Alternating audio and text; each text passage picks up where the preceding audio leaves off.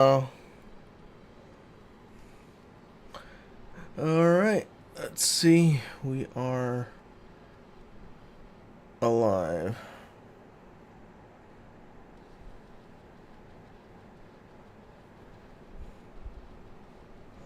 Let's see. We are live.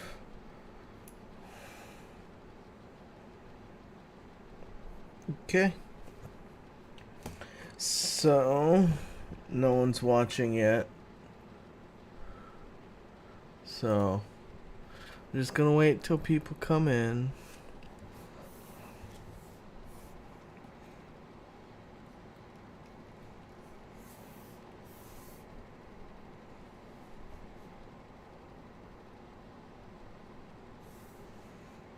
Let's see.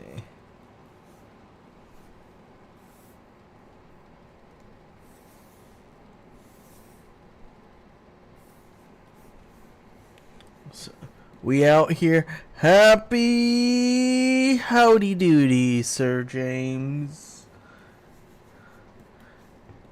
We out here. Huh, interesting. It's saying I'm not streaming to anybody, but you're here. What are you, a secret agent? Are you my FBI agent? Have you been the one watching me? Sorry.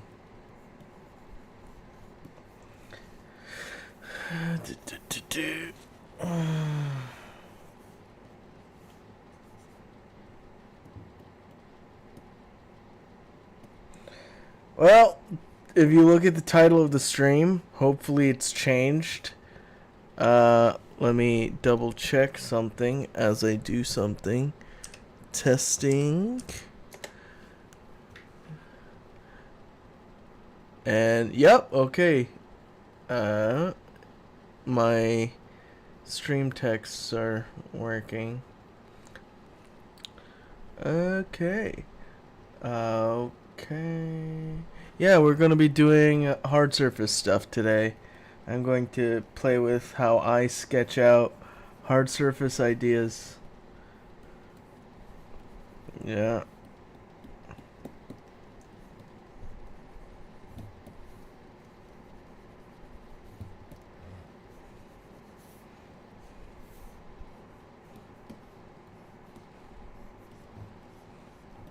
So I have no idea what I'm doing. It's probably going to be a helmet. 90% of the stuff I do is helmets and other nonsense.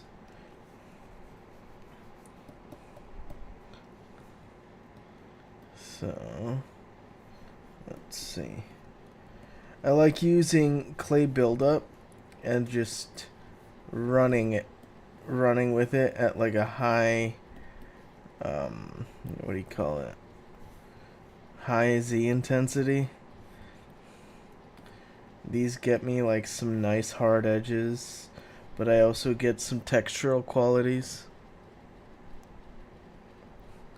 How you doing, Itchy? Good to see you here.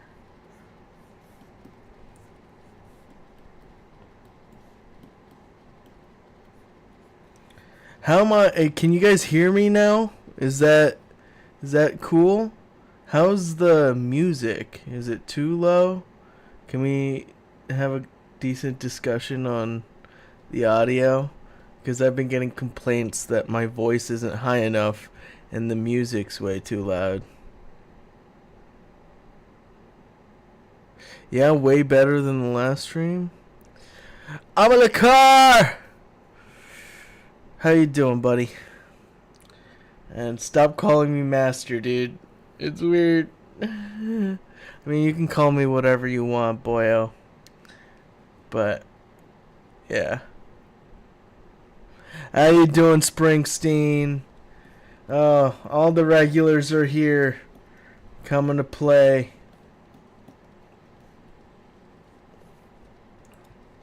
That's awesome.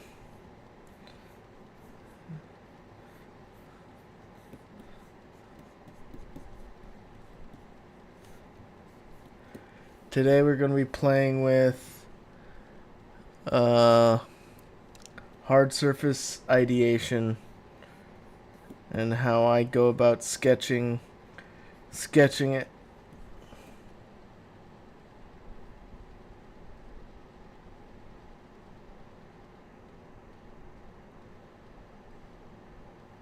Do you enjoy hard surface or is it a workout? I used to run away from hard surface a lot, but now I find it just as fun because I don't think of it as hard surface. It's just sculpture to me. I got over the whole hard surface versus organic mindset. It's all just forms, and how do you present those forms, right? Of course, there's like principles that I wouldn't like go past, but it's all just shapes, man. And it's all just shapes and form. And that's what I'm going to be playing with today. Going to be using some of the polish brushes, S polish and then H polish.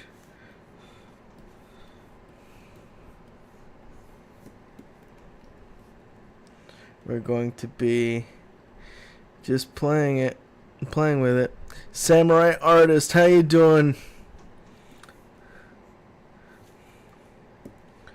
Yeah. And I'm also doing this because people were DMing me a lot. It's like, Hammy, how do you approach hard surface? It's like, do you even do hard surface, bro? That's what it sounded like. No one actually said that. But do I got any ideas or am I just flowing? I'm just flowing right now. The ideas will come out once I get the right shapes in. That's how I usually do these streams. Maybe one of these streams I'll go off like an idea I had.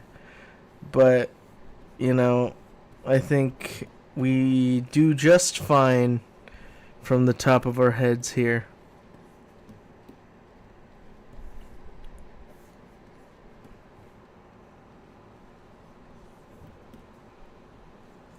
Let's see. We're just flowing. Do enjoy getting some big shapes in here. Might have to shrink this down. Let's see how Dynamesh is. We're not losing too much quality in the Dynamesh when we shrink it, but yeah. There we go.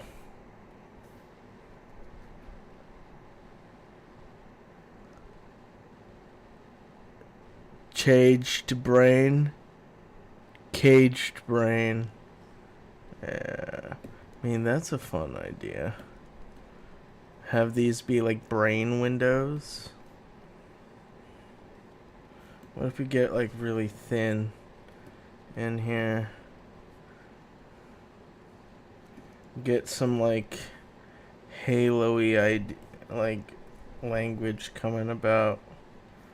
Like the thin to thick is very Halo. I mean, next stream we're gonna be doing Halo stuff with A Cubed, hopefully, if she doesn't chicken out.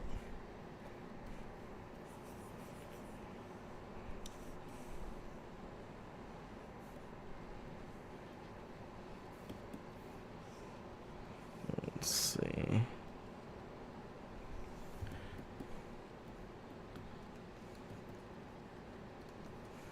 For me, you are a master.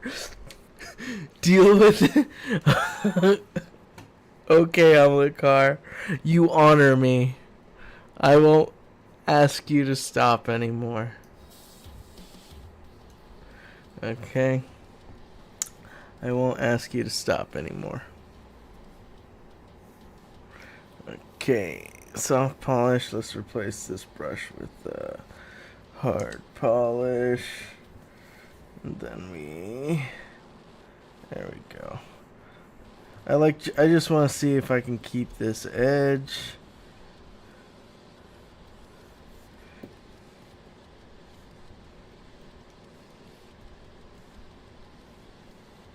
LOL ooh. Did I go ooh? Did I ooh? I don't know woo. You can ooh. I won't stop you from oohing and wooing. But right now, let's see.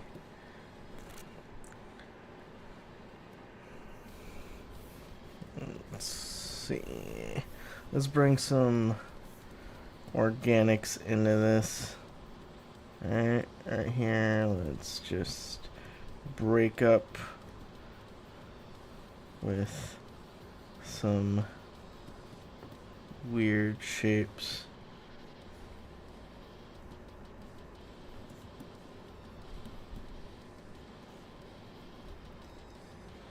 Okay.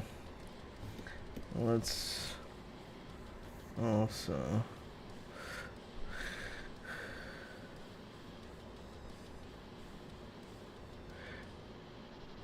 I was literally just doing that, Amalakar. I was just adding some weird skull things into this Hardsurface head.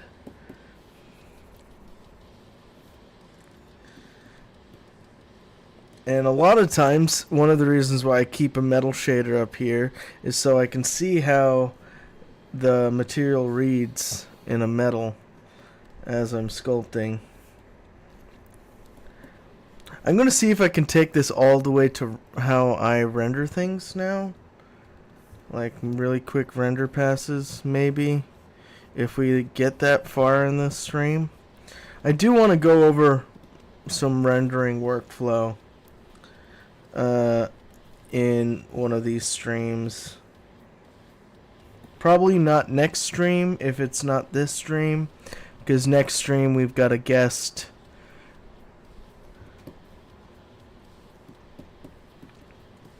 And whoop. Yeah, whoop. There we go. Let's do some weird skull things.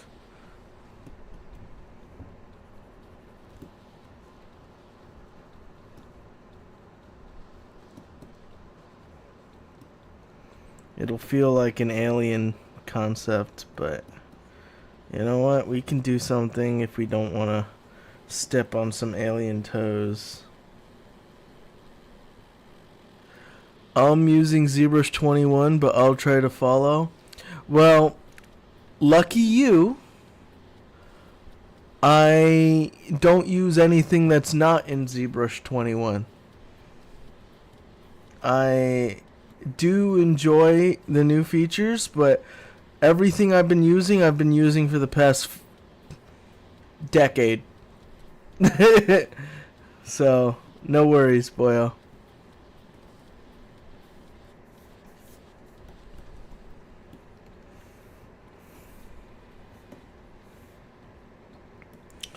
Feel free to ask questions in chat. I don't care.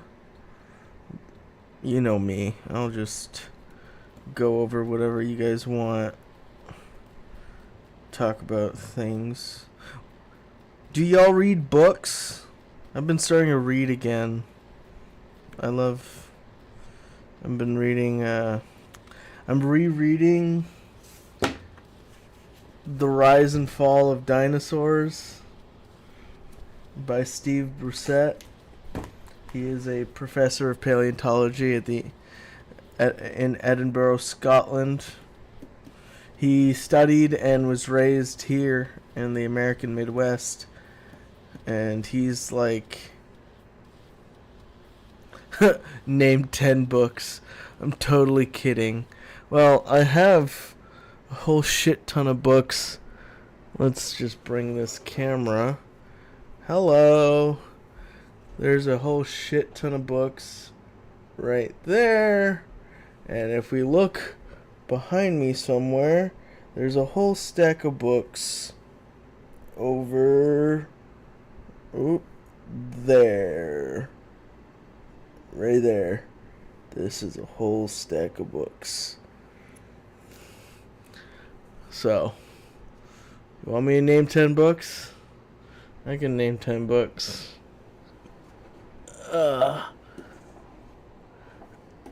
Most of those are art books, though. I'm a huge collector. You can't see it, but the wall behind me has a bunch of masks and paintings against it. Oop. And that one is a giant poster wall. And yeah, a bunch of fun stuff.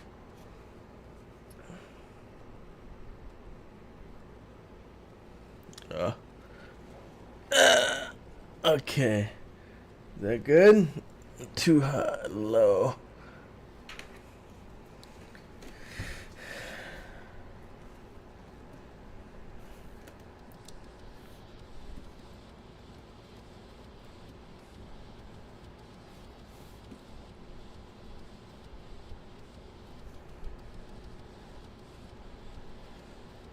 I mean, it's just the past years of having a paycheck.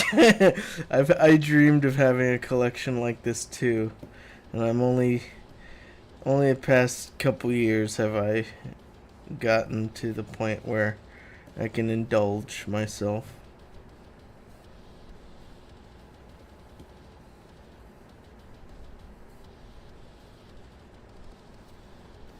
Let's see.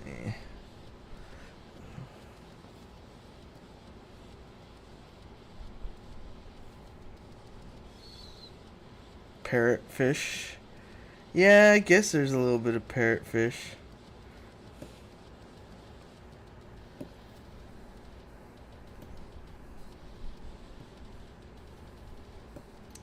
We're getting into like biomech territory, and I'm being really slow.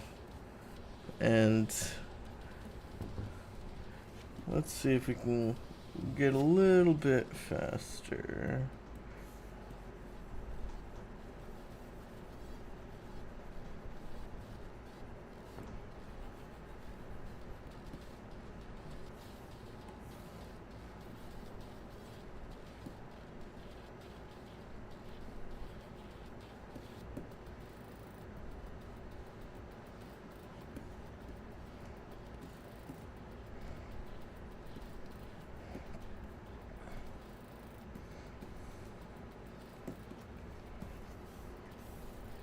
Utilize every stroke.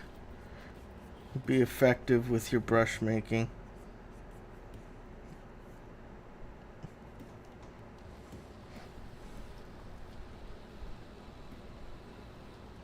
Enjoy your dinner, boyo. Shadow Wizard Money Gang. I've been like saying that all day for some reason.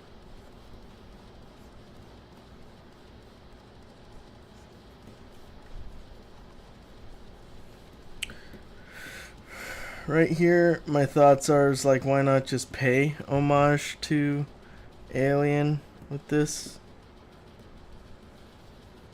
But I'm still deciding whether or not we will do like an overt rounded dome or something a bit more bespoke to this character. I do enjoy like a super long helmet.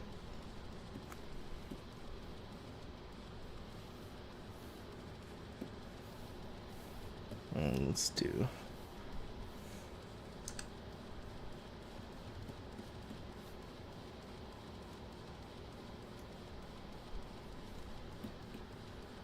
oopsie.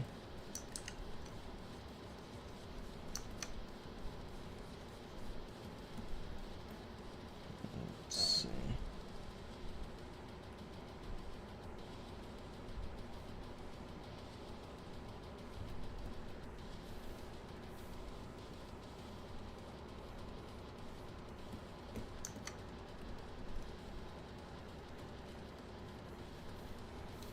Then we can use clip brushes, or not the clip, the knife brushes. to cut this off.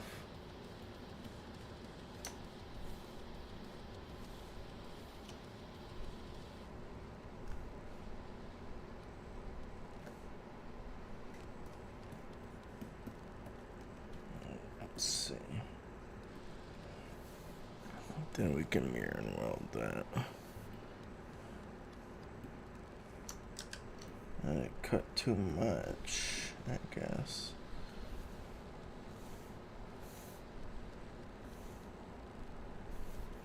There we go.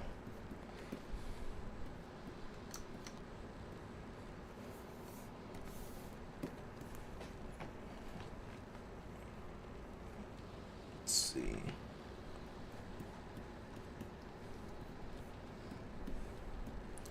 Then I'm just gonna smooth this over a little.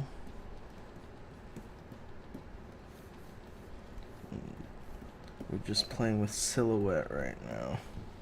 I want some fun silhouette.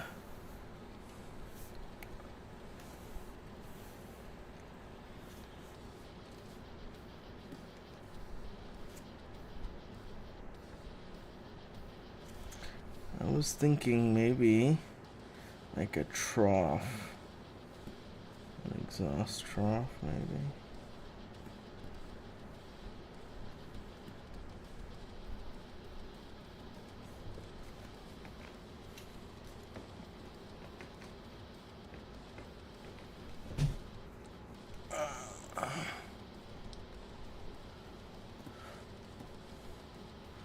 Yeah, I do the old man grunting noises. I don't know what's wrong with me, honestly.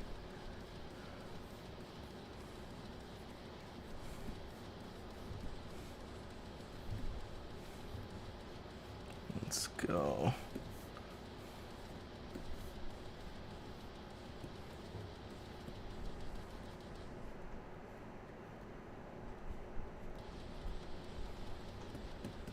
Should we do big teeth?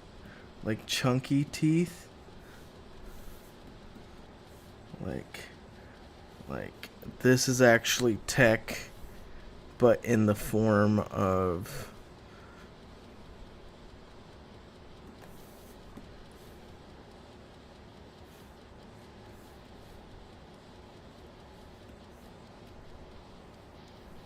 like anatomy type. Is that what we're doing? I don't know what we're doing. But we're doing something.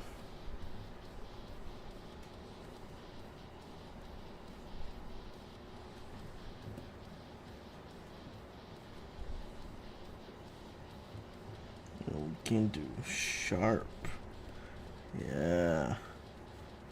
We're just carving. Right now we're just playing with design aspects. We're not really caring what it looks like aesthetically. Hell, this can even be part of the aesthetics. A lot of the stuff I've been doing lately is very quick and dirty work.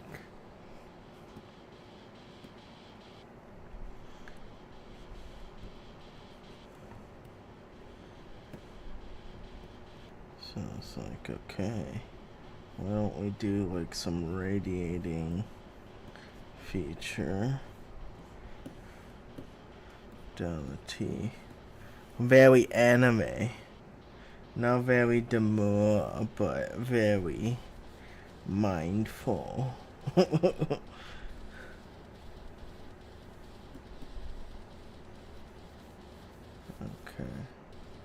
There we go. We just want energy. That's what we're going with right now. It's like, how am I going to get some fun radical shapes coming through?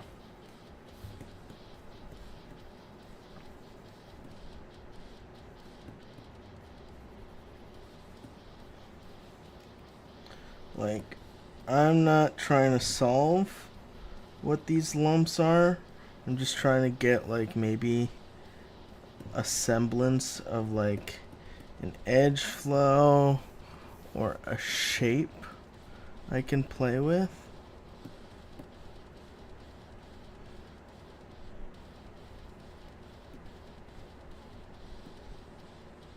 This is very blizzardy. What if I really exaggerate this?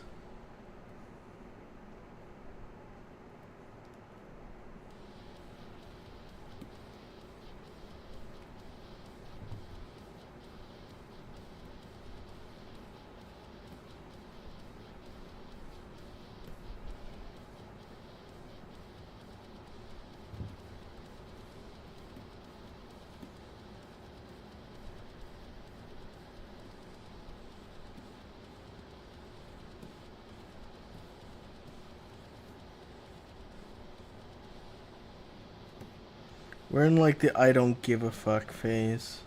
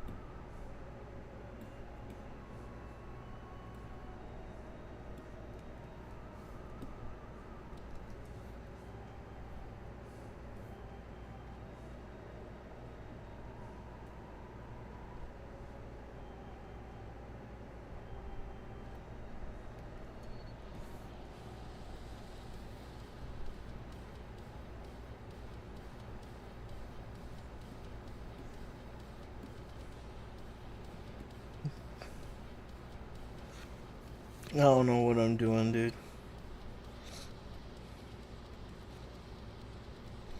But this is part of it.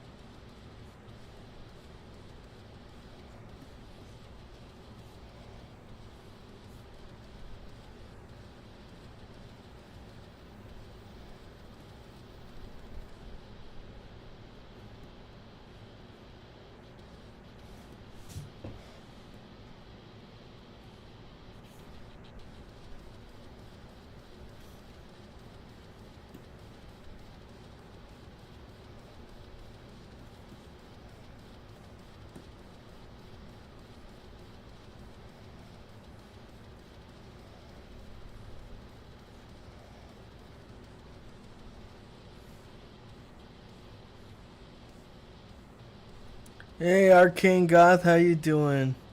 Yeah, Ava 1 vibes. Yeah, I guess there are some Ava vibes on here. Super long snows though. It's the Pinocchio Evangelion unit.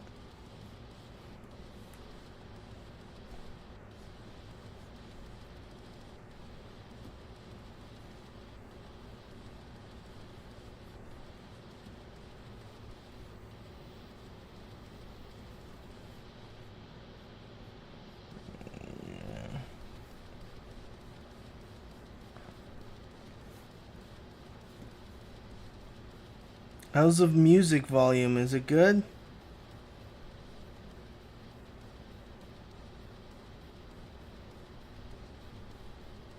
Such an iconic design. Once you see it, it's stuck in your mind forever. Dude, tell me about it.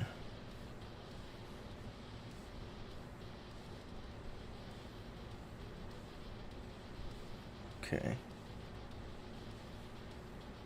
I think I finally have my settings. Hopefully the VOD doesn't destroy everything. The VOD.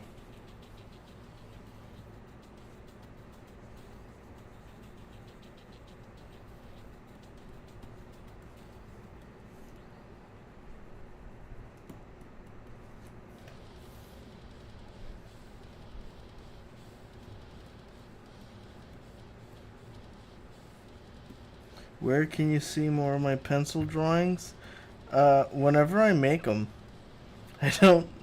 I haven't touched a pencil in a long time. Uh, like in maybe the past year. And I don't really post a lot of my 2D work.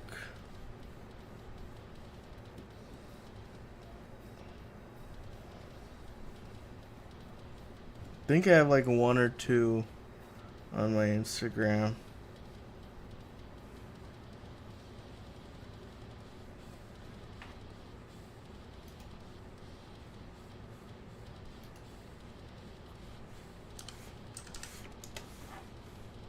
Let's see. Why? Time, man. I like 3D is a little is a lot fast. I get very finicky when I'm with the pencil, and you know, it's just time. It's easier to go on my computer where I do all my business stuff and all my work stuff. It's really just easy to take it up and then do art stuff here. Stop reading, start drawing, damn it. Very funny, man. You're not wrong, though. I like reading, though. I haven't read in a long time. Feel like it's I feel like it's a good break from and a good way to consume creative work as well, to read. I think it's a very good way to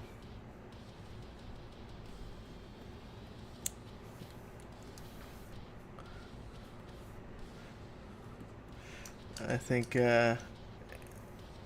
especially the stuff I like to read, like Lovecraftian and Kafka-esque fiction. I just reread The Axolotl by Jose Cortazar. He was a French-Spanish author, and he basically wrote this short story. I actually don't know much of his other work other than that, and it's actually one of my favorite short stories.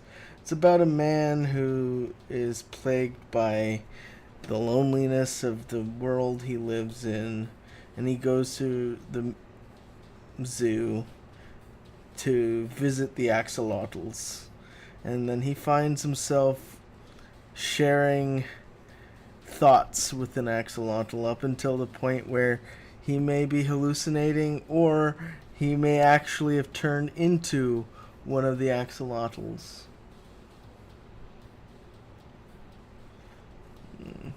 Business stuff, yeah, a lot of my freelance stuff I do on my computer, and my work stuff I do on my computer. That's it's pretty easy.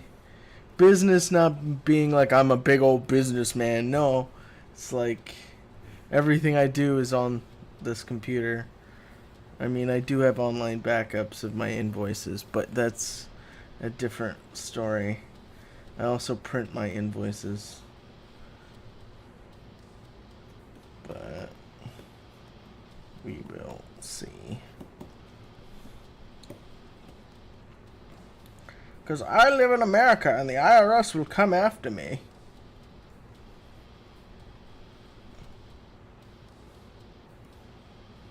How much of this can I build into one piece? I love making like giant monumental bits and bobs for like really chunky machines. This guy, he looks like he needs like a really big helmet unit that like bleeds into like this, and I have a feeling like this giant neck piece is just going to be a bunch of cables leading into the body if I ever get to it. I love that underbite. Oof. That's a good shot right there. Let's see. Let's get some of that in the...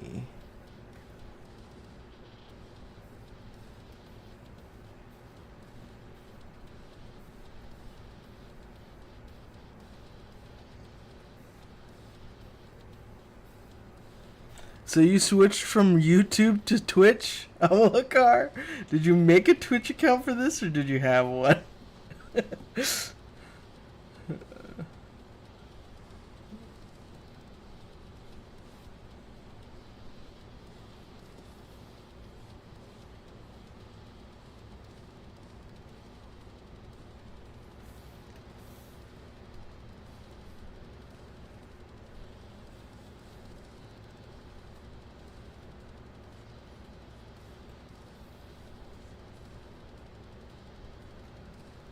Were you having problems with playback on YouTube at all?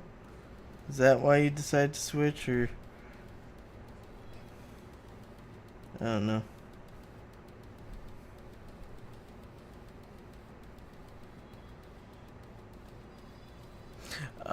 Yeah, I may have to check my YouTube settings.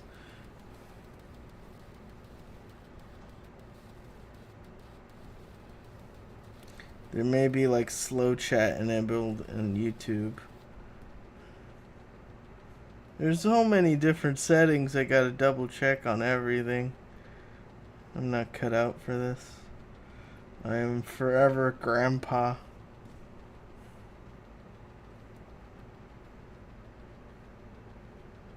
I just want to make art and show you guys, damn it.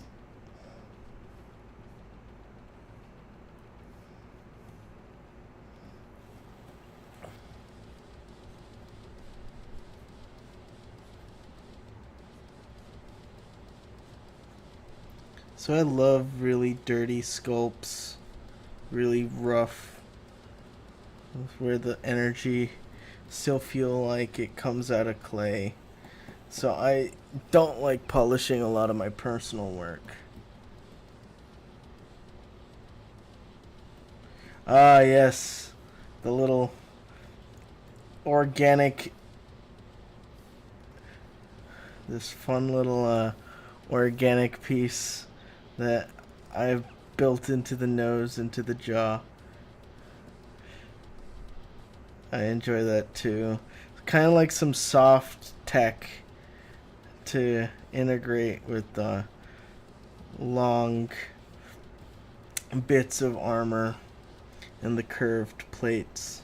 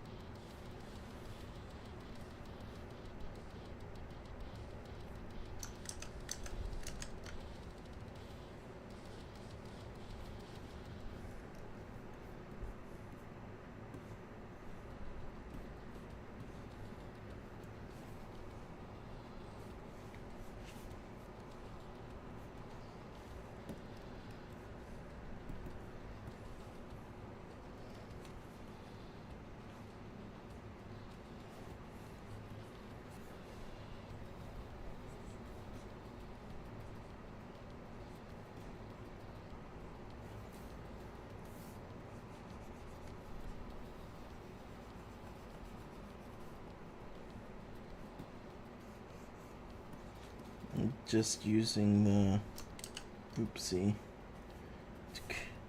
Just using the standard brush to push an edge along these teeth.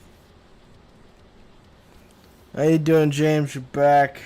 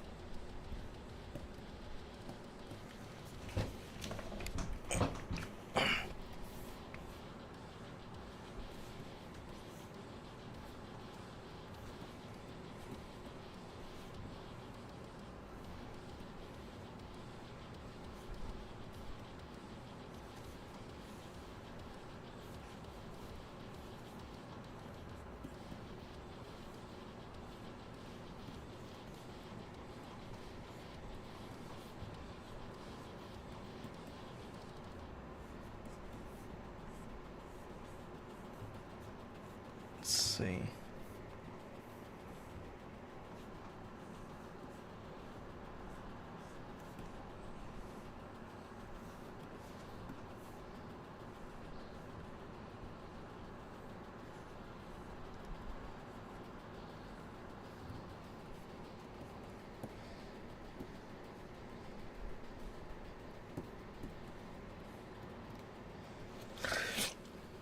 What was your first love artistically, clay or computer? Oh, I was classically trained, dude. I played with all the physical mediums first. I remember I I started out with crayons and pencils and Play-Doh, and then I graduated to all the adult forms of that, like real pencils, friggin' um, um, Conti and pastels and clay. And then when I played with clay, my life changed. I did everything in clay. Oh yeah. And then it's just, where did you study? I was self-taught mostly. In school I took like all the art classes I could growing up. My every time I used to go on the internet a lot and do some research and watch videos on YouTube, and every time there was something I wanted, I'd be like, Mom, could you get me this art supply? Mom, could you get me this art supply? Mom, and it was like every time I needed something, she never. If it was for art, she would never tell me, like, no. It was, I was spoiled in that sense, right? She said no when I wanted like really big Legos all the time, right? But when it comes to like, oh, you want some construction paper and some colored pencils? Yeah, man, go at it, have at it. And then when I got into clay, I was like getting Chavant and all that fun stuff. I was just like, yeah, it's like I never. Yeah, I love my mom. She's great.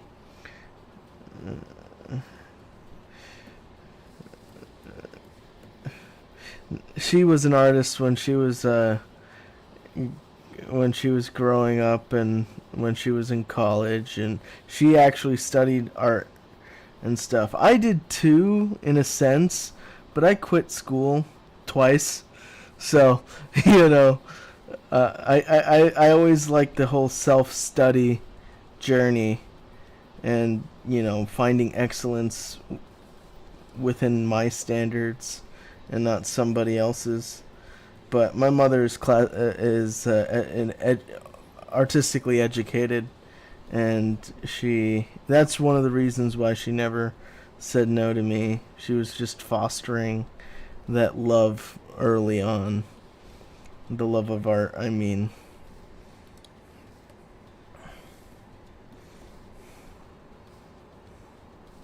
I've been trying to ask her, is like, hey, why don't you do that for me now? How about that? Come on.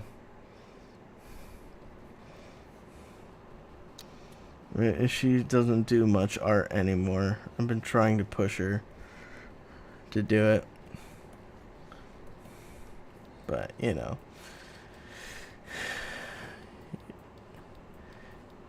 Can't lead a horse. You can lead a horse to water, but you can't force it to drink. Now I do the same thing. Like, whatever she says, she's like, maybe I want to paint today. I bring out all the old paints and make sure all the acrylics are still good, and I'd be like, here's all the paint you need, and I'd buy some canvases. She just doesn't do anything with them. She's like doing the exact opposite I did. I used up every sheet of construction paper and every canvas I ever could. And I feel like a frustrated parent now. But it's whatever.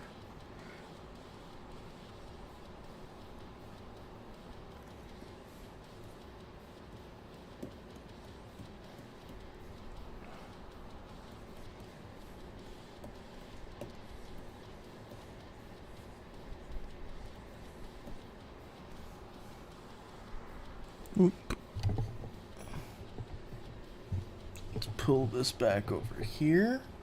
Now that you can hear me at like 100%, maybe I can pull this back over here and you guys can still hear me without destroying the damn thing. Bumping it on my big old head.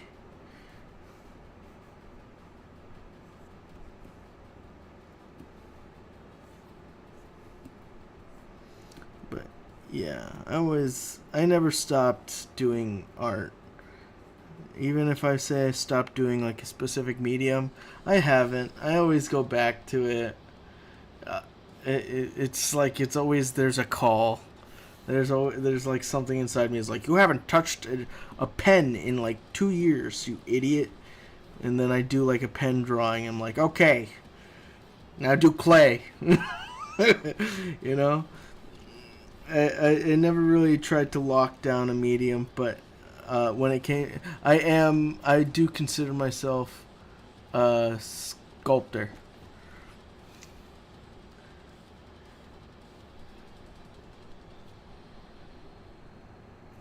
It pops it the same way, and whenever he just randomly does it, I'm like, oh shit. I mean, you can't get sad when after a long time. Half the time when I draw, I look at Amalakar's drawings, like he's been doing a nice series of Xenos right now, and I've just been like, I want to pick up a pencil. I start drawing, I'm like, oh, I'm a piece of shit. And you know what? It means all the bad drawings that I drew out, I have to redraw all my bad drawings before they get good again. It doesn't matter. Just keep going. There's no... It's not your problem. It's not. Drawing is as natural as, eating. Let's do it live. Amalakar, I will draw when you are a guest on my on this show. Okay? Let's do that. Okay? Everybody can watch me be an idiot live. You sculpt, I draw. No, I draw, you sculpt. How about that?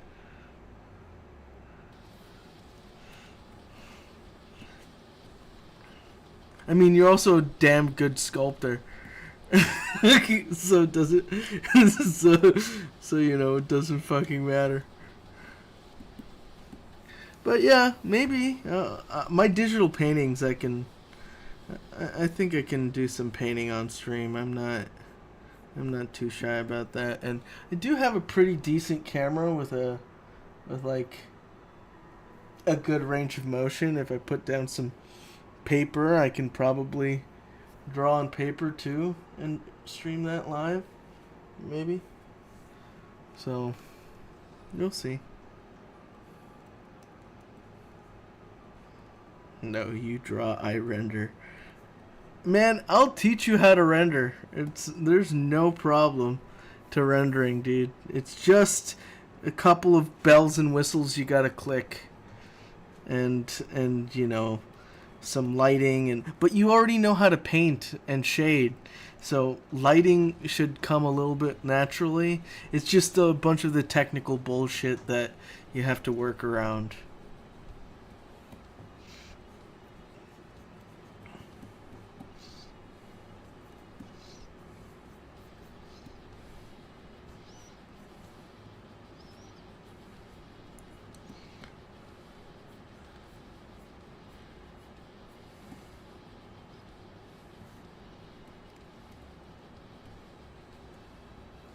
Lighting and tone is my weak spot. Well, James, just you know what you should do? Watch a movie you really like. Find a scene you really like, and notice. And I want you to try to break down where the lights are coming from and how heavy the shadows are, and what that scene is trying to communicate you emotional wise. And you can take those ideas and you can then implement them and literally use the same light source and same scene to do your own renders.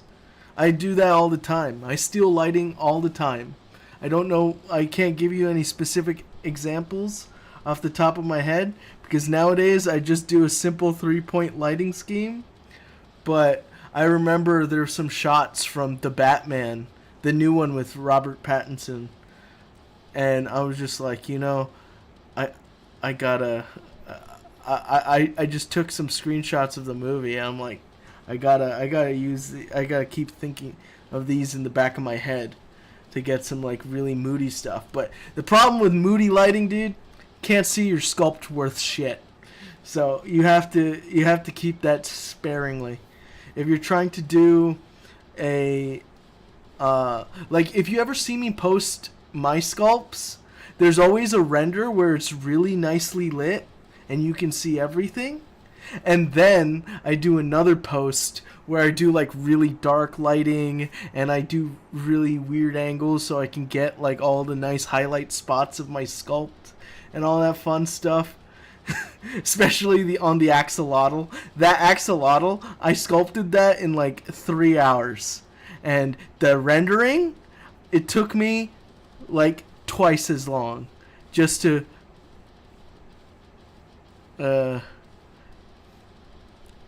it's just, you know, what can I say? Sometimes the presentation takes longer than the sculpt itself.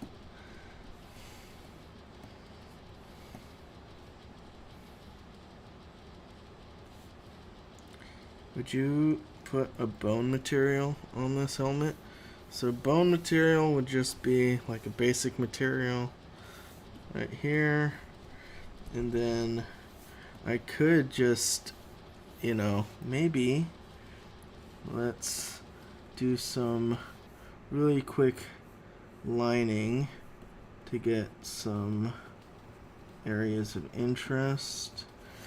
Let's do some roughness really quick. This is just a spray brush with your damn standard.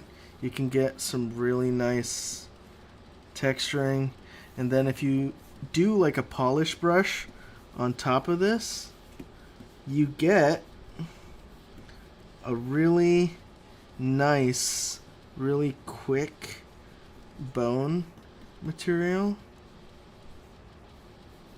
like a bone-esque material that you can then do some masking, mask by cavity, and then go to like a deep dark brown. Actually, we should go back and do like a light fill on this, then mask by cavity, flip the mask, and then pull down some paintbrush, make it really big, and then just really pull some of that in. Let's go back here, see, and let's go back into some of this, and then see. There we go. And then you can just smooth everything over, and you've got like some bone ideas going.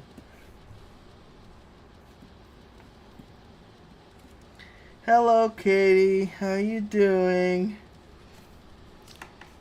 My favorites in the chat.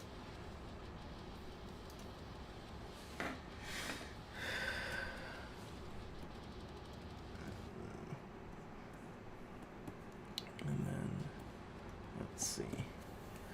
Let's do some.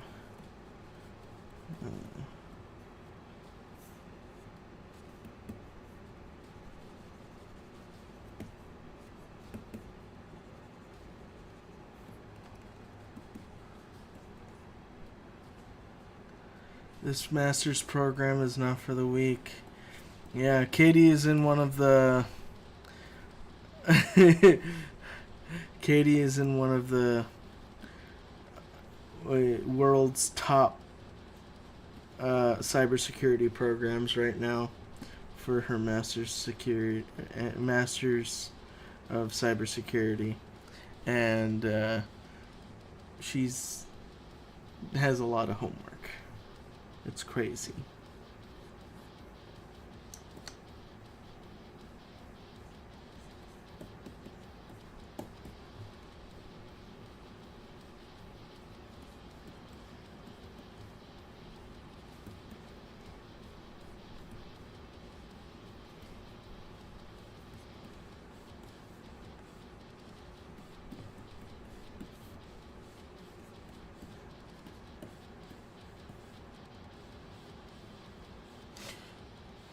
That security stuff sounds like you need a lot of neurons.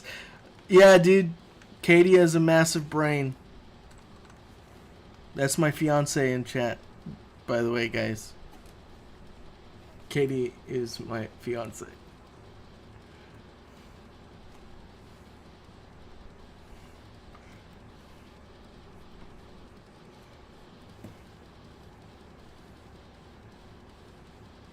Push buttons and girl boss.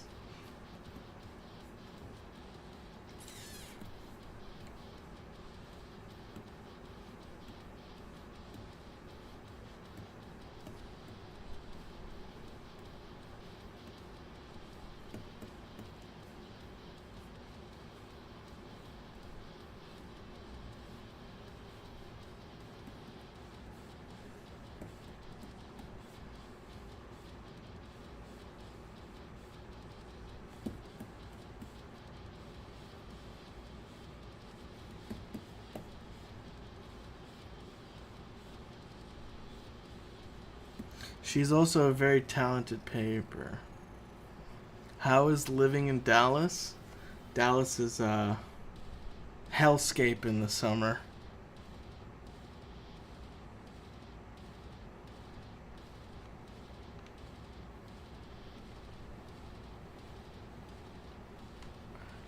But I do. It's quiet.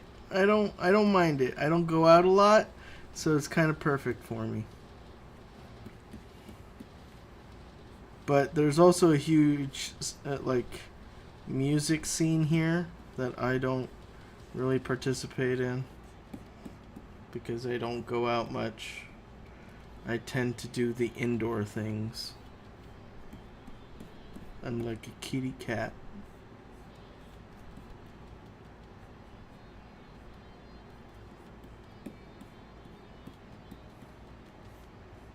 Cuban food restaurants? No. I was born and raised in Miami, Florida. That's where you get the Cuban food, dude. I'm sorry. That's how it goes. I can't eat a lot of Cuban food because they use a lot of pork, and I don't eat pork. But, yeah. Yeah, I was born in Miami. Born and raised. My first 18 years of life was in Miami.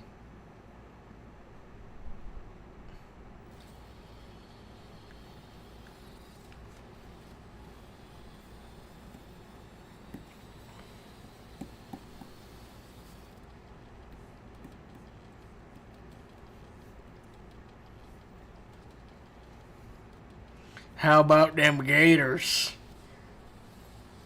I don't know. I rode an alligator to school every day. I was literally kissing the Everglades. The edge of my house was like on the edge of the Everglades. It's kind of fun. I would literally will see like what do you call it? Alligators in like my local pools and shit.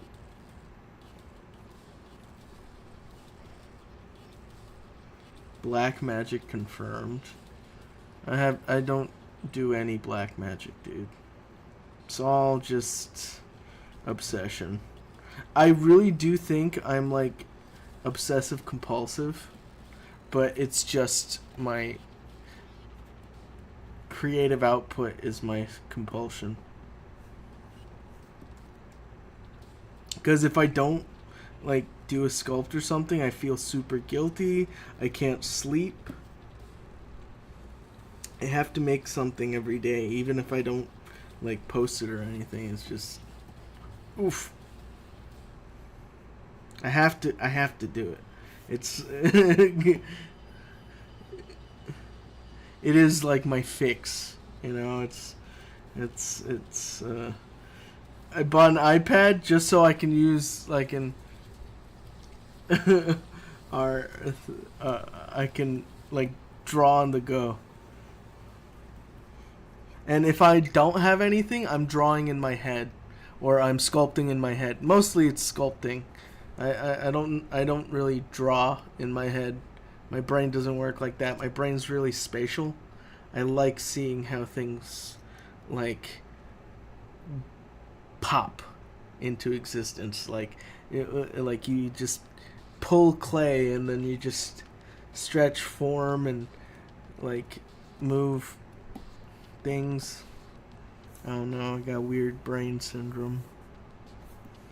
I've got the ick. The syndrome.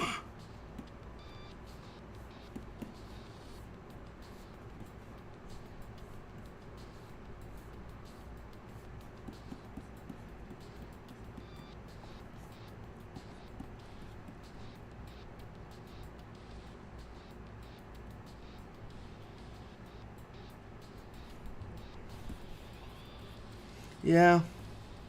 Like, the reason why I sculpt without, like, planning a lot of the time is because this is kind of exercising that muscle. Because if I'm sculpting something, like, in axolotl, like, let's get to that. I can sculpt that without reference.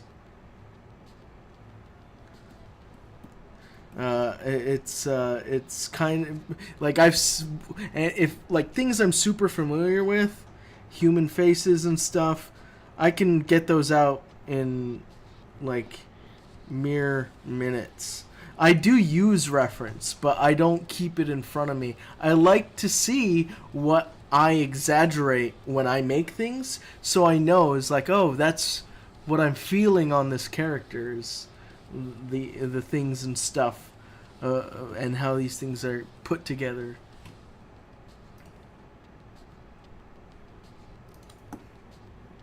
It's crazy.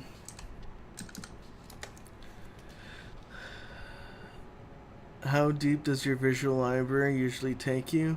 I mean, I as deep as anybody who's constantly looking at visual libraries. It's not about how big it's like before I need ref.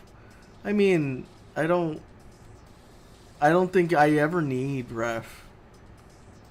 I like inventing. And it's not really inventing. Like, I'll be pulling from something I've seen somewhere. I wouldn't know exactly what I'm pulling from, but I can. I think the need of ref is something of a crutch. In my case, if I'm doing something like I need to make a photorealistic monitor lizard, then I will use reference because the job dictates a photorealistic monitor lizard, right? But if I were to make my own monitor lizard and I get to play with it,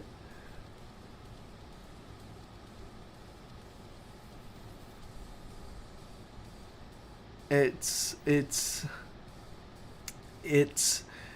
like, okay, I know what a monitor lizard looks like. Let's make a monitor lizard. Once I get like maybe 50-60% of the way through, maybe I'll look at a picture of a monitor lizard and I'll be like, okay, so my monitor lizard has huge jowls, kind of like a tengu, which is a sort of monitor lizard. But is like it's this fun way of playing with my artistic voice, especially since I do mostly realistic stuff, right? And it's like heightened reality, I like to call it. It's like it's a little nudge into fantasy. It's a little nudge into what I see the world as, because I like eyes. So you'll see I'll play with the eyes, or on this creature I like to particularly play with the nose. So a lot of the nose is coming through. I will like. And there's also areas of focus, right? I don't go and hyper detail the entire sculpt unless that's the goal of the project, is to make something hyper realistic. There's like two different points of thought, right? There is hyper realism and heightened reality, right? Hyperrealism means you're going to sculpt every pore, you're going to get every muscle striation, you're going to get everything down and you're going to keep it prominent because that's the goal. That's hyperrealism. Then there's heightened reality, which is what I like to play with, which is like you have the realism in there. Everything is very well informed. But then you push. You push and you push until you get character. And then maybe you even push even further. Like on my axolotl, I stopped referencing axolotls. I started imagining giant river salamanders from Japan. And what do I know about them? Without looking at a picture of them, I remember is like their skin's so loose that there is a strand of muscle that runs along their sides that kind of bumps up into this giant vein formation. So when you look at that, when you look at like a lot of salamanders, you see that small vein, but isn't that like chonky? I made it chonky and I did a little red highlight in it to kind of add some vascularity, and I played with it. And axolotls don't have like the semblance of teeth, but amphibians don't have true teeth. They're just kind of divots in their gums. So I just made the bone line in the mouth where the gums go, and I just go, I just cut it to give the idea of teeth, right? Because when it's pogging at you, teeth are actually a good landmark for, what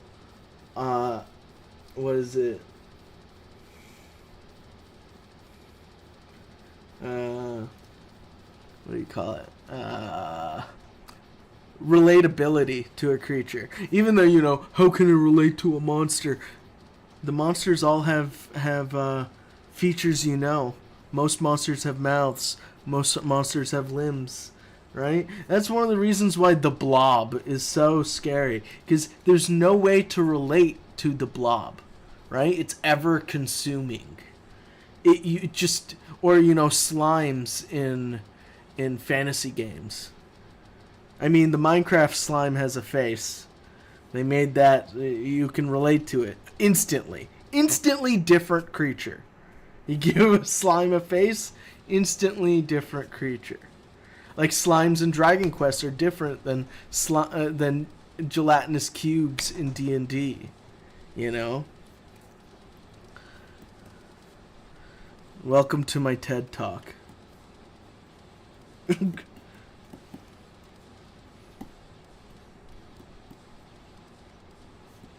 But it's all about, like, what are you getting at, right? What's the basis? And I like to play around with that base. It's like everything is very fluid, and I don't like being tied down. Like, my thoughts on my own work change every day, and it's okay. That's just who I am. And it's definitely, like, hard to teach this way of self-expression, but at the end of the day, it's just that. It's self-expression. It's trying to find the way you do things and do it. Right? You just gotta do it.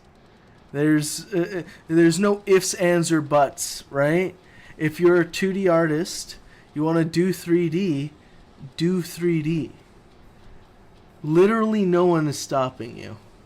You don't even need to pay for 3D anymore. Blender is free.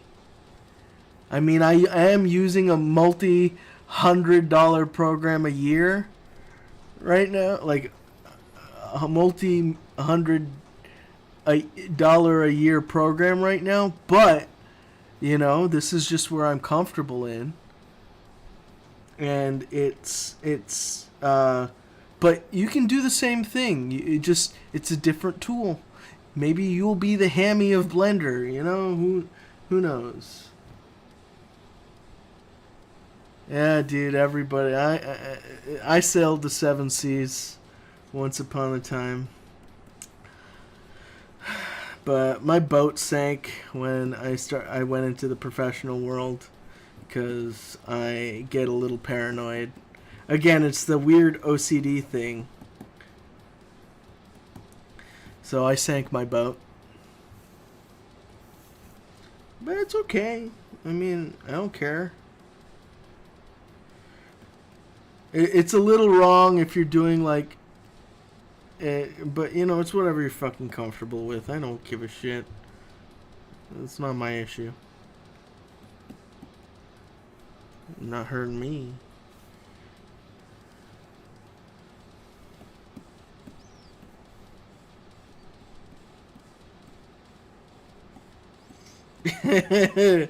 Yeah. I'm sorry. I don't do that.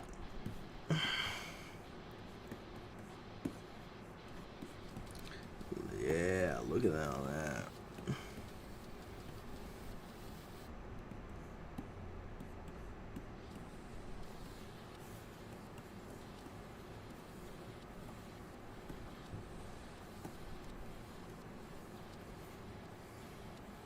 Like, let me show you something I was doing for my dad.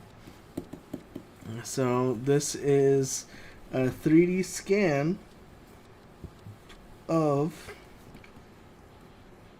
a model airplane. I did this on my phone, so it's a really shit 3D scan, but it's at least good enough that I can make parts off of it. So he had crashed this RC airplane, and we need to fix the nose. So I built out a nose, right, in 3D, and I'm 3D printing that right now for him. It's pretty fun. And then I also built out the canopy for this for this piece. So it's really fun. So, you know, I don't just use my skills in like super creative ways. I use them in very technical ways too. It's a fun time. Speaking of which, I gotta go check on a 3D print. So I'm gonna turn up the music, and y'all can just admire this airplane. Give me 1 second.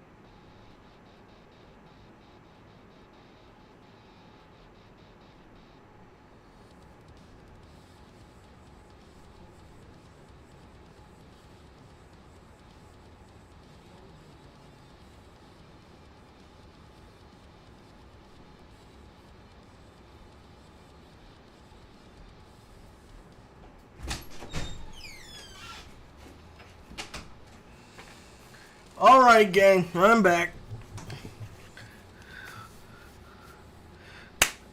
We are going to... Actually, I got some notes back on the nose cone. So, we're going to do that live. I'm going to just address those notes live. So, first, we just got to make the nose cone a little more round. He wants it to basically just be more round. So, what we're going to do is shrink down. We're going to hit this nose cone. And we already have another nose cone that has a cut off front. We're just going to use that as reference to where we're going to cut off the front again, but we're going to make this round now because this is semi-flattened out. We're going to turn everything out. We're going to duplicate this. Oopsie daisy.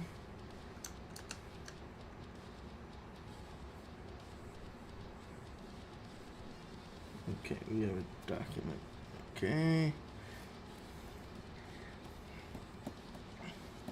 So, what my dad wants for this, we're going to have to basically add some coverage and bring this in and have it be more of a slotted shape rather than follow the curvature of the aircraft.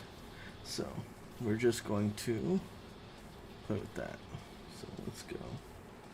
We've got this. Just turn these off. What I can do now is duplicate again.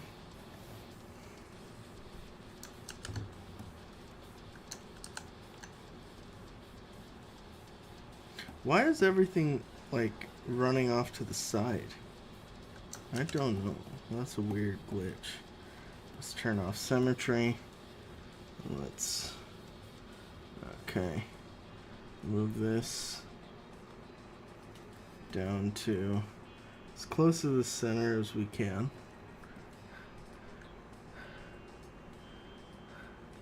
How you doing?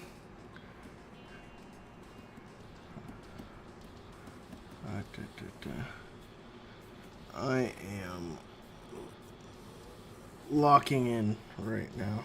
Give me a second.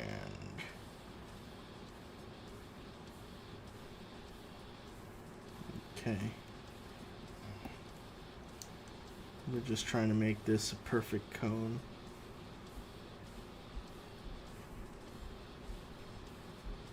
I'm just using the cone itself as part of this mesh. We're going to just keep playing with it, but I'm just trying to see if I can use the cone to build the cone instead of like trying to stretch and pull everything.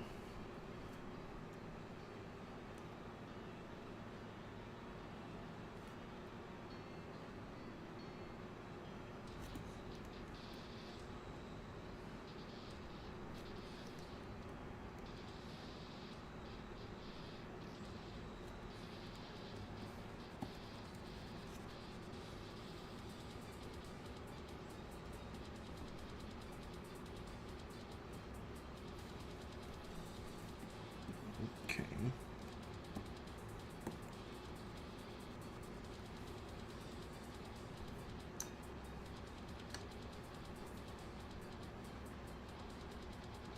Then we merge down. Okay. Now we've got that. Now we can probably get to center mass, local symmetry, mirrored weld. Okay, and then we mirror and weld on the Y. That's not good enough. Why isn't that? Let's do dynamic. There we go. And I did something fucked. What am I doing fucked? Ah! We're not in the center. Because I'm stupid and dumb. But also stupid.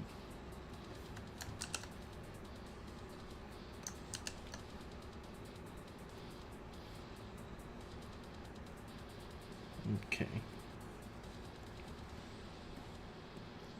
Now we got like some weird tetrahedral cone shape. But this is actually very good, because then I can dynamesh this and put it over our plane model and then fix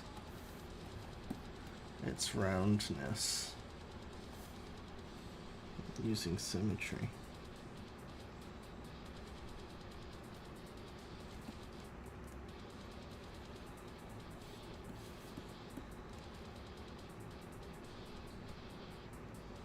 It's just really pushing and pulling until everything looks good enough. Then we go in, compare it to the original cone.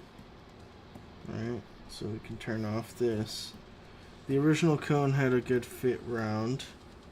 So what we're gonna do is basically just match that curvature across everything.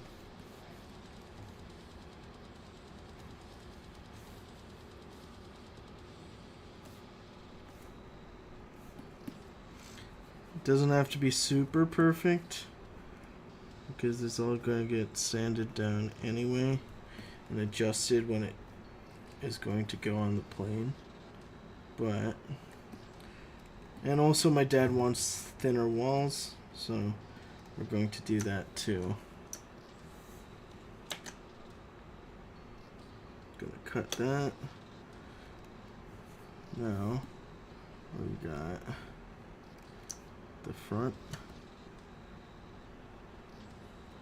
Okay. We're going to do this. We're going to normal polygroups. Turn off transparency. We got some polygroup shmoo over there.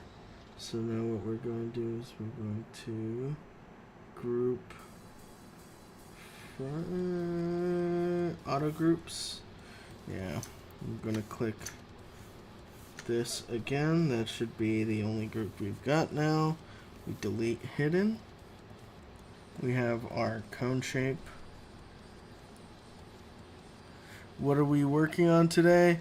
We're actually building a part for one of my dad's crashed airplanes. So we've got this part going. And we're just building this out for him. I already built out the canopy. That's already been printed. Now, what I gotta do is do the nose cone and basically try to keep it round. And I've got other nose cones that I've gotta use to adjust it and all that fun stuff. So we're doing that. Now we want good topology on this guy, so what we're gonna do is Z-remesh it really quickly and nicely. This will give us less topology, so it's easier to work with, easier to project back on to things. That's really important here. So what we're doing is we can keep the canopy on. We can see if our curvature is good or not. I like to just play. We want to match the curvature of this while keeping the front rounded too. So it's, since I need to see into the back end, we're just going to double so I can see everything in the back as well.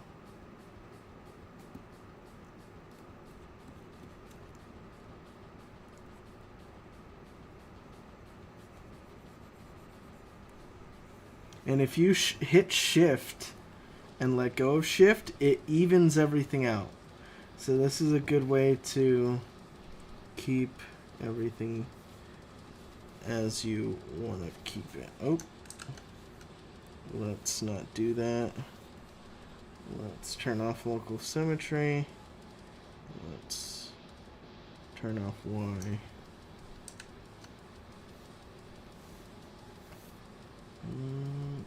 Local symmetry, move. Okay.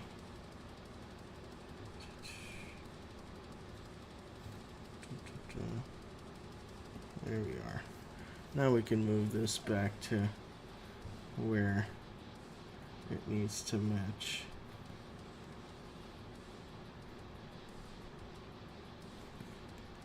Oopsie.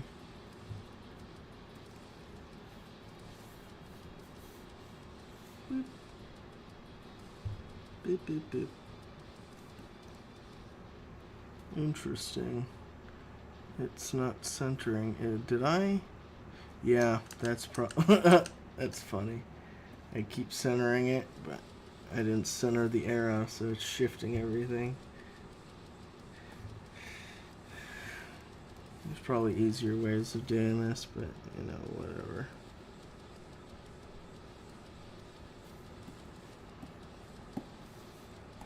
It's centered enough for me. Mirror and weld works fine.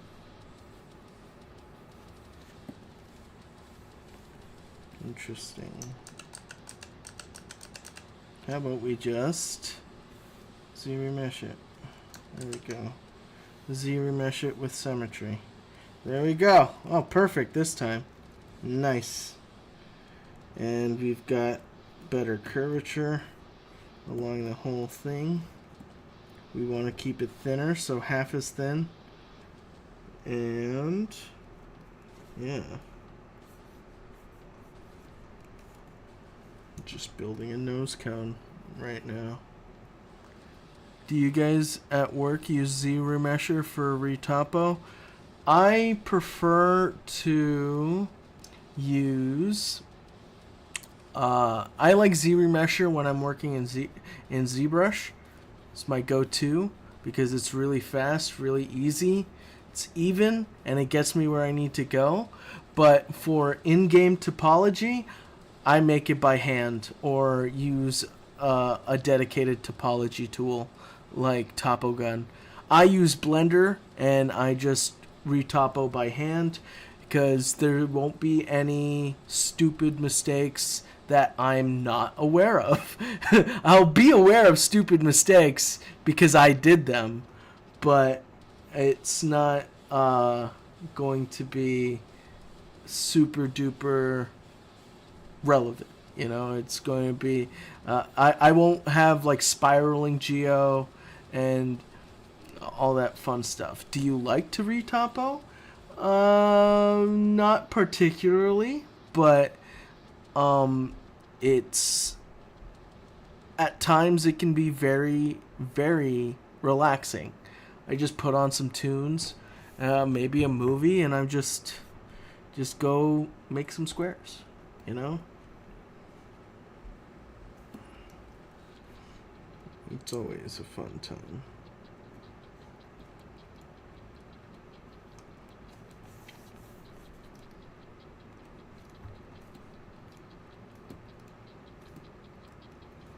Okay. So what we got here is very good. Now, what I'm going to do is split this and go into Z modeler brush, and I'm going to polygroup, polyloop, oops, this polyloop, there we go, and then I'm going to do this one in a different color, and then I'm going to polygroup island. Doot doot doot. Cone's gonna be there, and then I polygroup island this, and there you go. 2 polygroups, and I can easily make a slot down the front that is needed. Okay, there we go. And then I can easily delete polygroup island, and my cone is deleted. Deleted. Exterminate. Alright. What do you like the least, and why is it UV unwrapping? I actually don't hate UV unwrapping. I don't hate anything I don't hate anything in the pipeline. Everything has its necessary job, and everything has a workflow to it that I like to indulge myself in. It's very fun, some can say, but Well, I think retop. I hate retopo more than UV unwrapping.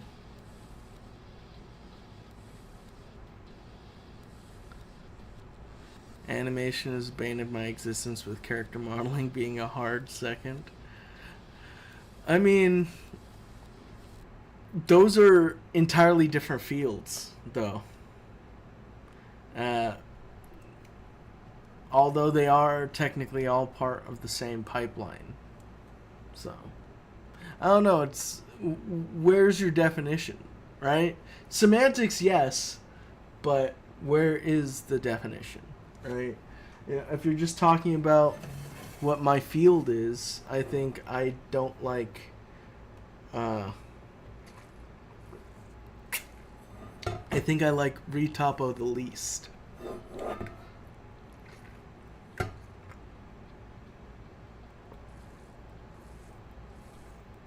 Sorry, guys, I have to hydrate. I've been talking my ass off.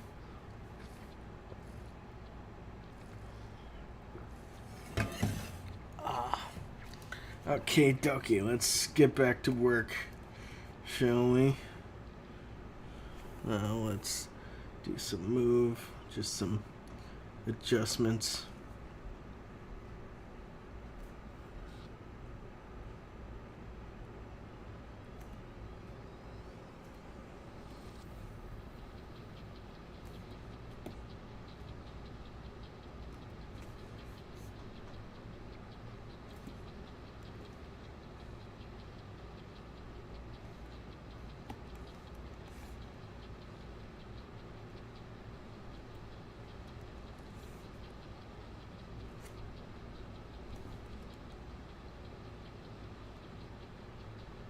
I actually enjoy UV unwrapping, especially after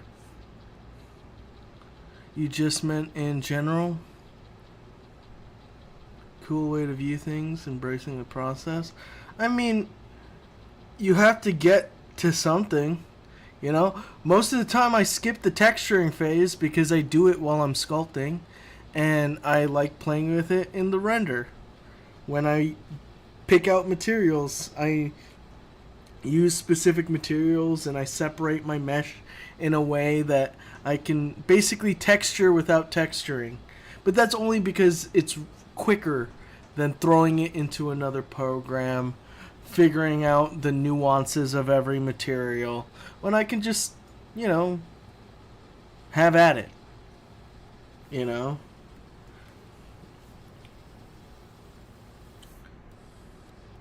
But if I were to do everything properly, and if we're talking about the entire pipeline, it is definitely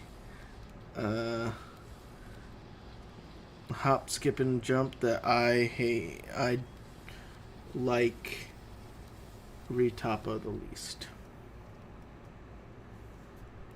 Okay. I feel like this is going to work very good. And then this is a circle.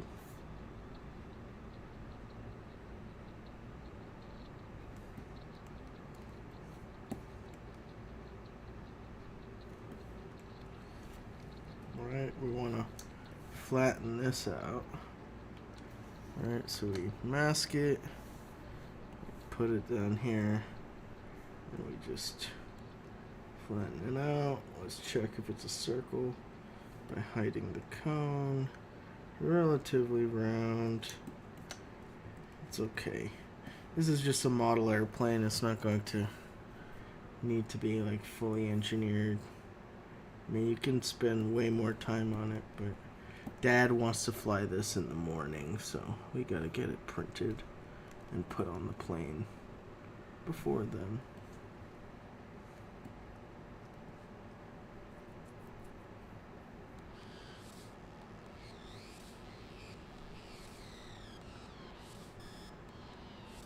Yes, supports, especially if you want to really optimize your supports for 3D printing.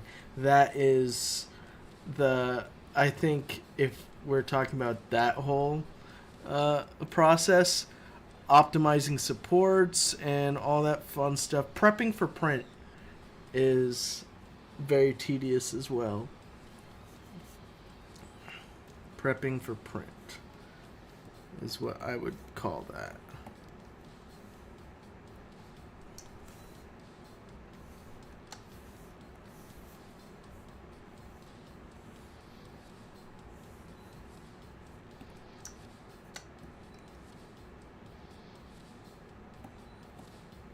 Cleaning? What do you mean by cleaning? Like cleaning after you print it? Cleaning after... Yeah, I mean, yeah, presenting your work is always a fun thing. It's where I find a lot of fun, is the presentation. Especially since most of the time I just let my characters just float around in the void of space. Yeah,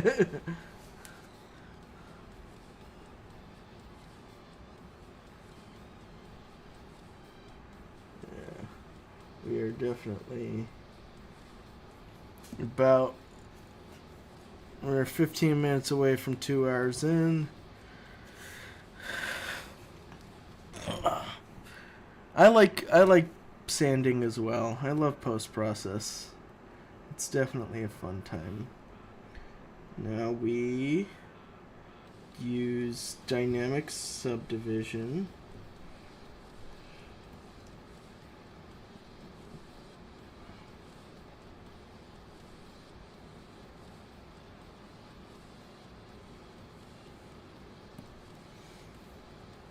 And we're going to basically half this thickness.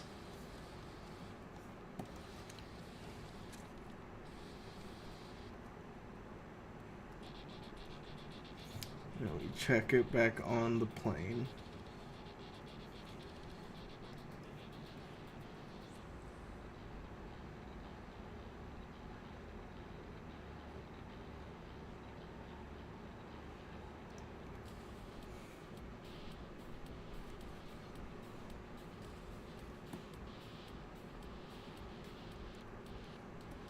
Okay.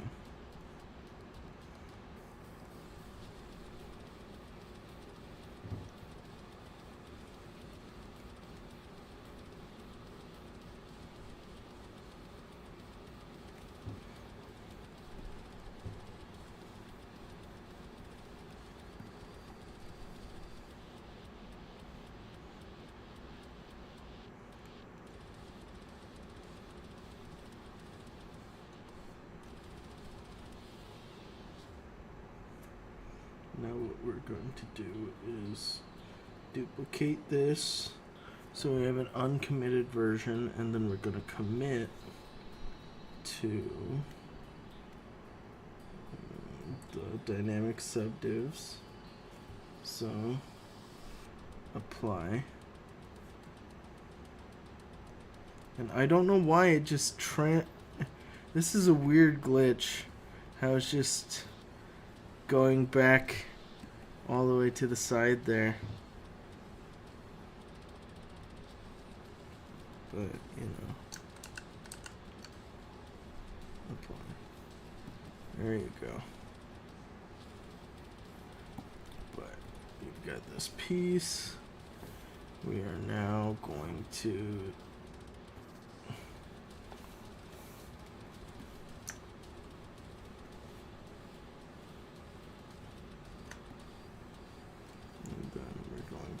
polygroup that, auto groups, then we're going to click that, then auto groups, so we have 2 polygroups to manage.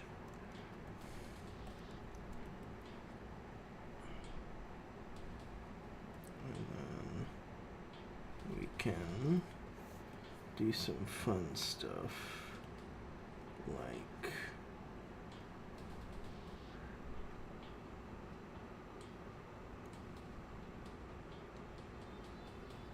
look at this. It's nice and clean. Now what we need to do is compare it to the original cone.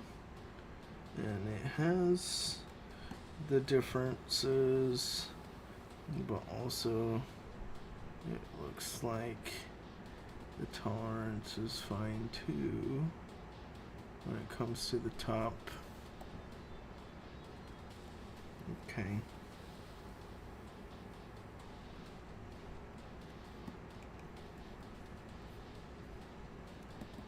And we need a little bit of a lip on the inside. So, the way we're going to do that is... I should have waited until I did... Let's go back a couple steps before we commit anything. Okay. And then turn off the dynamic subdue. We're still going to go in and this is just real-time problem solving, guys. Sorry. We're going to close holes actually. We're just going to go to modify topology, close holes. I also have it in my UI, I think. Oh, I don't. Oh, okay. Gotta add it to my UI. And then what I'm going to do is we need a little bit of a lip here. So since we have this weird topology over here, what I'm going to do is inset polygroup island. Oops. And this is just going to inset it for me.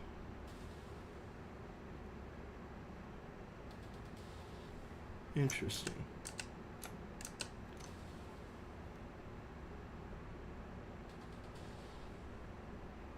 Interesting. It should be like a perfect poly loop. Let me see the sets in there.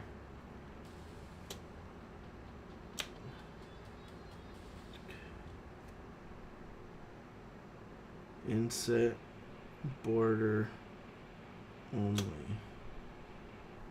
Wait, what? Interesting.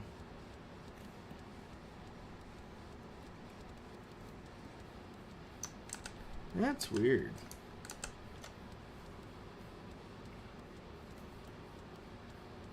It's very weird.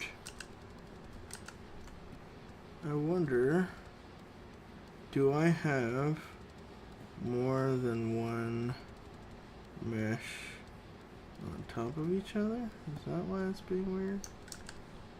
No. Close holes. Interesting. We're just gonna do that, I guess. Wait, what? What if I... dude.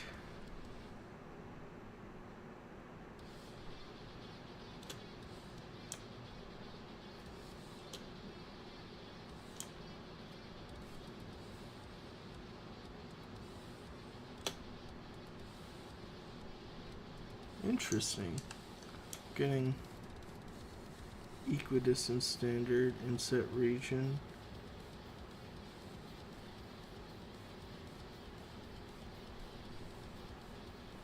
Interesting. I'll just let it go, because we're going to re-topo a little bit anyway. So, what if I... There we go. Polygroups. Solo this.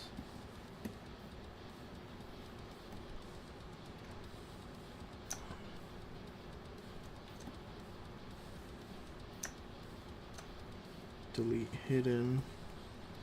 Now that we have like a little thing that my dad can use to glue something. I hate that. Why is it like that?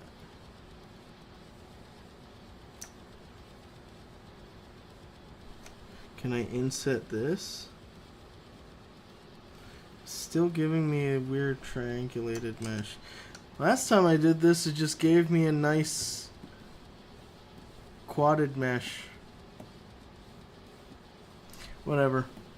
Detect edges. Keep groups. Zero mesh.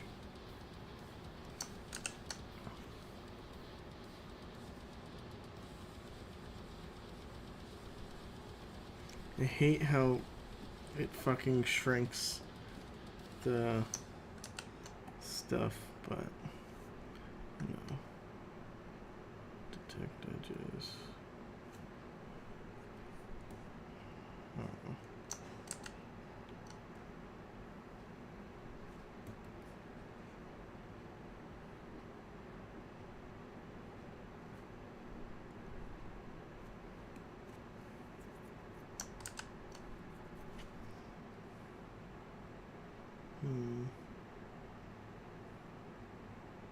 Let's see. Whatever. Doesn't matter to me. Does actually matter to me. Because look what it does when it's subdivided.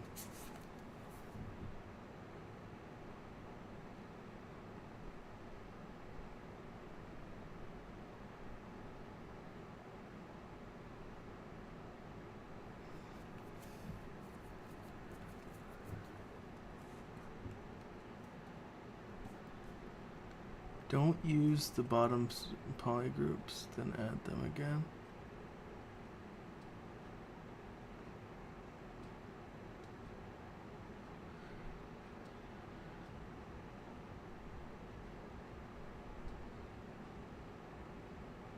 What do you mean by don't use the top and bottom polygroups? I love how I'm struggling on stream.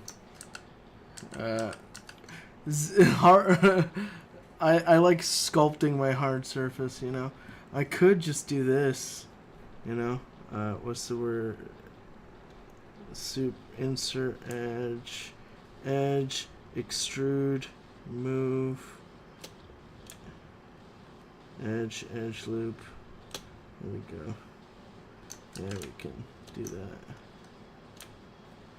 Add poly loop. There we go.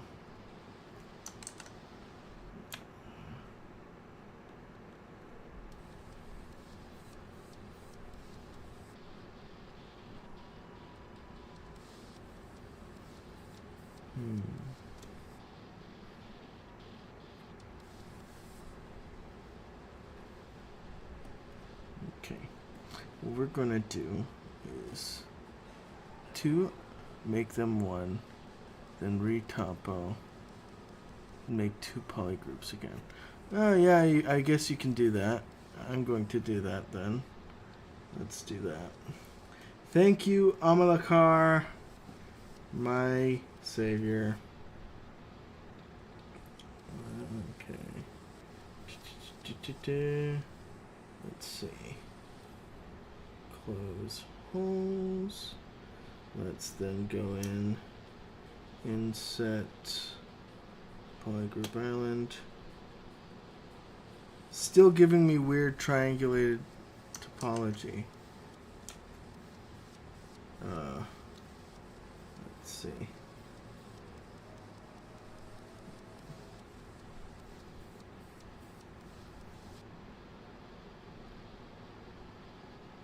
Interesting.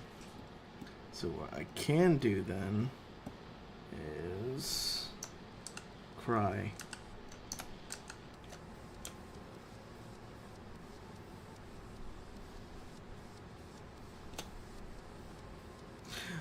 You know what? That's what it was. I knew it was a stupid setting that I just may have changed, or it's not standard anymore in this version of ZBrush. I haven't done this in this version of ZBrush. So, let's go back to what it is. Close holes. Yeah, that's what the freaking stupid garbage doo-doo. Anyway, so there's some things ZBrush does that frustrates me. You know how easy this would have been just to do in Blender? But we're not in Blender, and I didn't want to export to Blender and then come back and compare things. So we learned. The idea is you have to use standard, not equidistant. I think equidistant is what was like kind of averaging everything that was on the faces of the polygons I wanted to shrink, rather than using, you know, the flow of the topology. So that was definitely my fault. Sorry, guys. I am an idiot. There we go. Problem solved. We're Gucci. And now that we have a lip, so we can glue things onto it. We delete everything. We also want to crease.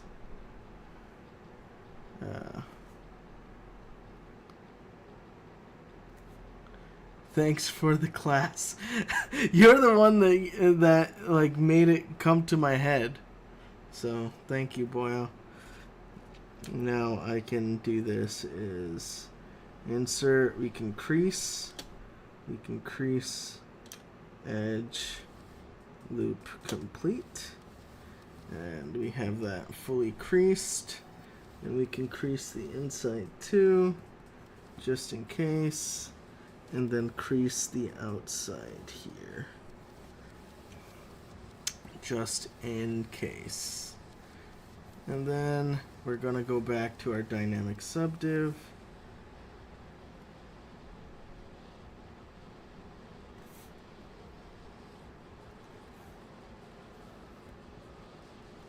Why isn't our dynamic subdiv working? I do not know.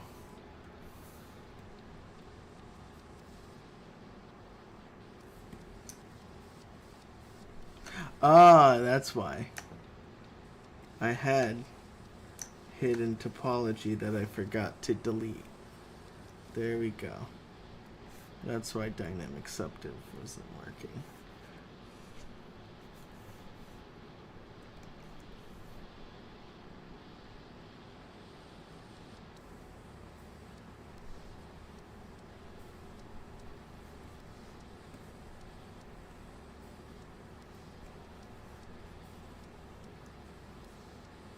There we go.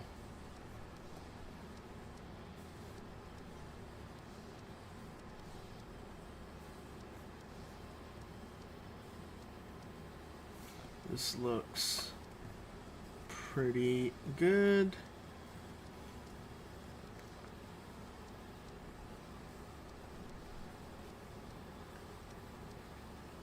And then now, since we want to make this printable, we want to add some supports here so it doesn't whatever. Let's see. Apply.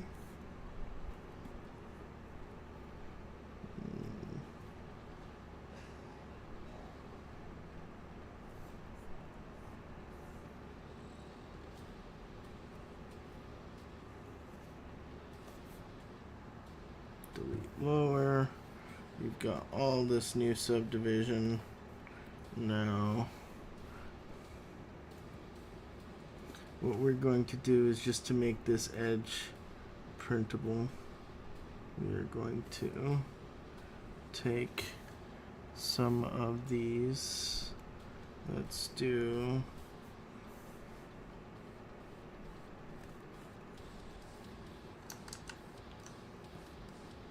we can do it before we do that, right? No, we can't.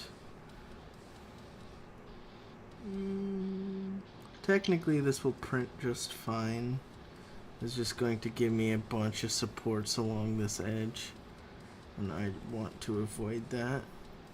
So I want to Q-mesh basically the inside of that to this. So what we could do is make another polygroup on the inside. So it's like, let's do that. Let's dynamic.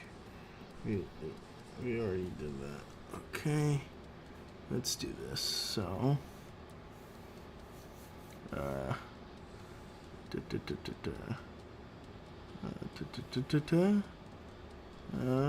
Z modeler again. There we go. Move brush radius. Where's my old Z modeler brush? Or did it just reset because I picked it from the menu again? That's okay. Let's go back.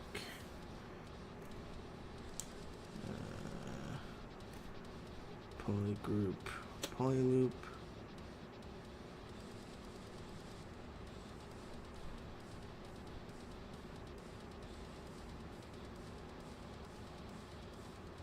Inset poly. No, it's polygroup. Polyloop. There we go. Then we can go back. Delete. Nope, no, I just divided it some more. Delete higher, delete lower. And then let's do polygroup, polyloop. We'll do that to all of these. Then let's Q mesh, polygroup, island.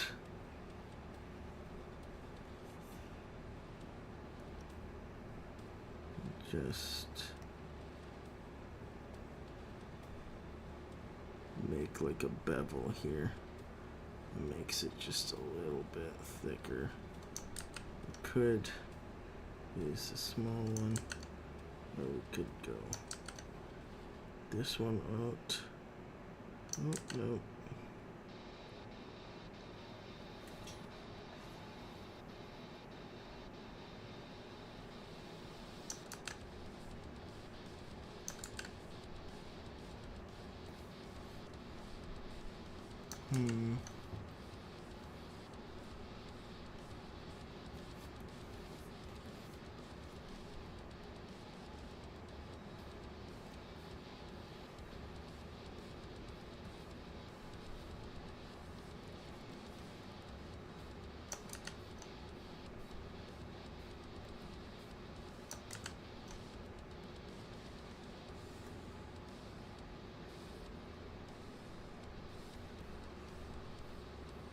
Interesting.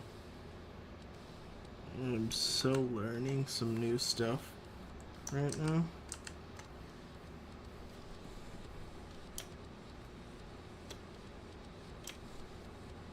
Q mesh polyloops only. Let's do that. Oops. Oops.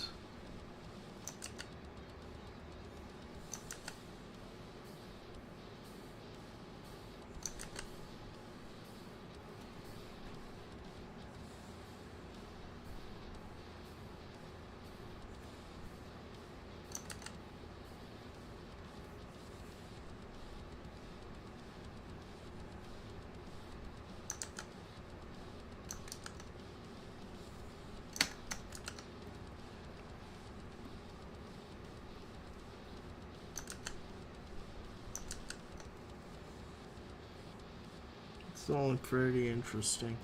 Anyway, we basically got our mesh that I'm going to use, and let's see, divide it a couple times so it's super smooth.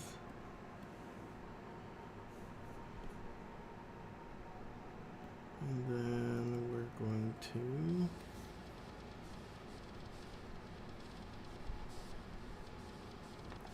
I'm back with pumpkin spice coffee. It's mid. Yeah, I bet it is.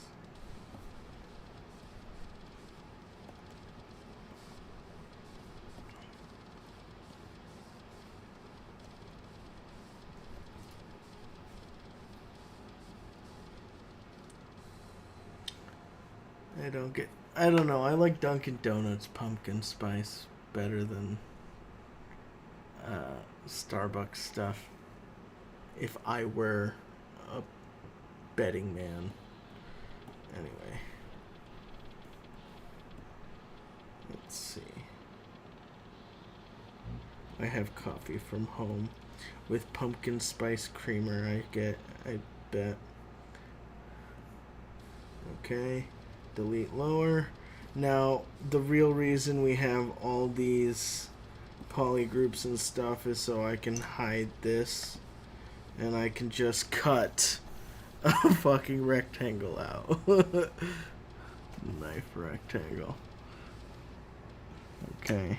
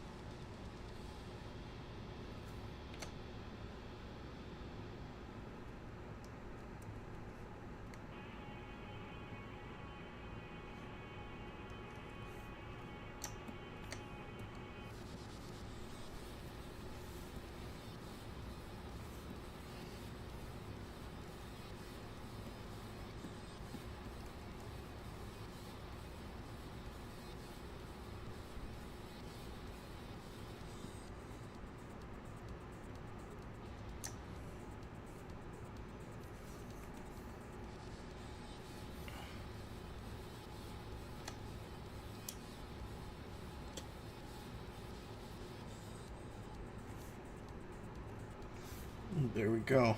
I think that is our new piece. Took way too long. But we are in our last 15 minutes and we fixed a bunch of stuff and we have a new version of the thing I need to 3D print. So it's going to be a fun time.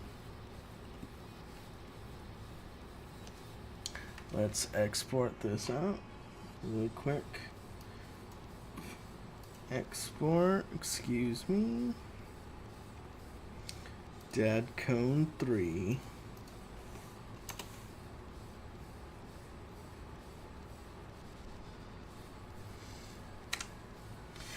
There are some people who are like, I also have a couple techniques that I use as Z modeler in a more organic way, but for this it was kind of classic Z modeler.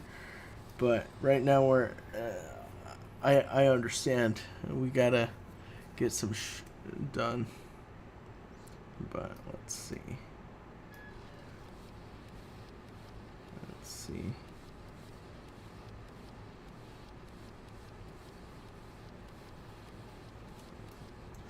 But no problem. You're welcome.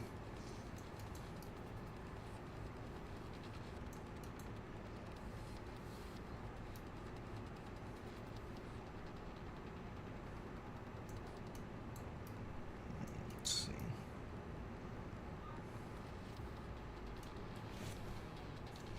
Then there's also going to be this.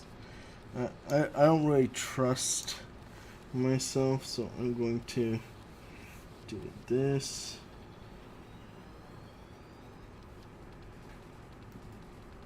And I'm going to squish this a little bit.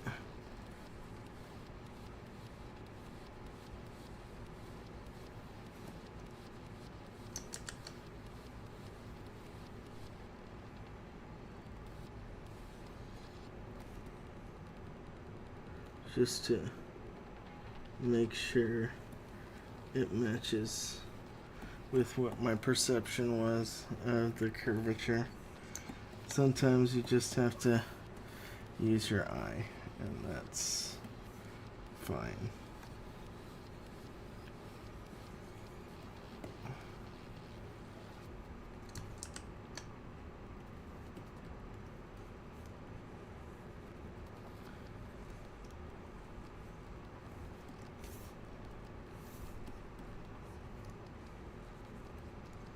I feel like that is a fun complex curve too, design wise.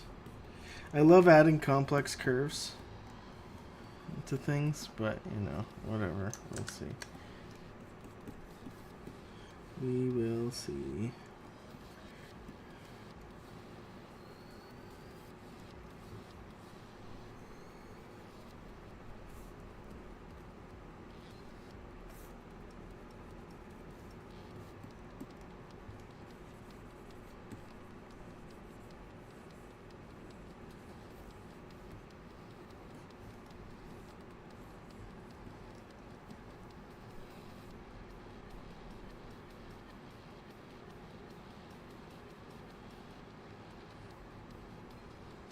Alright, I'm in the car. I will DM you later to figure out a good time for you to come on the stream.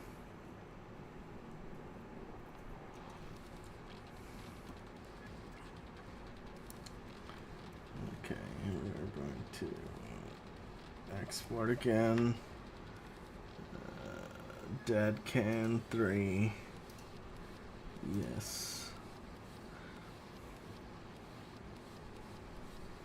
Okay, and then I exported that, and then yeah, I think that's where I'm going to end today's stream.